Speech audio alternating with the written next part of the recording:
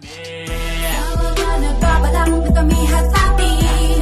Huwag munang balakin, mananatiling matatag at may positibong tingin sa lahat ng bagay. Aming kalasag, tibay ng damdamin. Pagkasali sang-ayon, pagtibayin ang husay at talino, yan ang aming layon.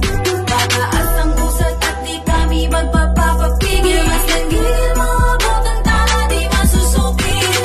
Sa wakas nagkakulabo na rin kami ni Kuya.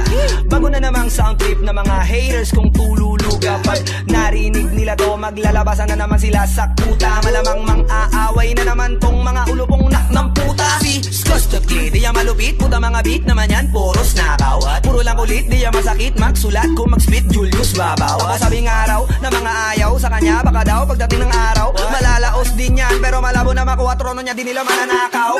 Kami ang mga bay ng hip-hop dito sa Pinas, di nyo ba matanggap? Pagkumpara nyo mga kanta ko sa kanila, ang layo ng gap. Kung sino pa yung mga gagong nagsabi sa akin ng wak, daw ako sila pa yung mga squatter at yung mga pangit na grab. Dami nyong mga pinaglalaban, dami-dami nyong mga sinasabi. Ba't di na lang kasi magsuportahan, di yung magkaingitan pa ng grabe? Ano may napalaba kayo sa kakadis nyo sa akin dati?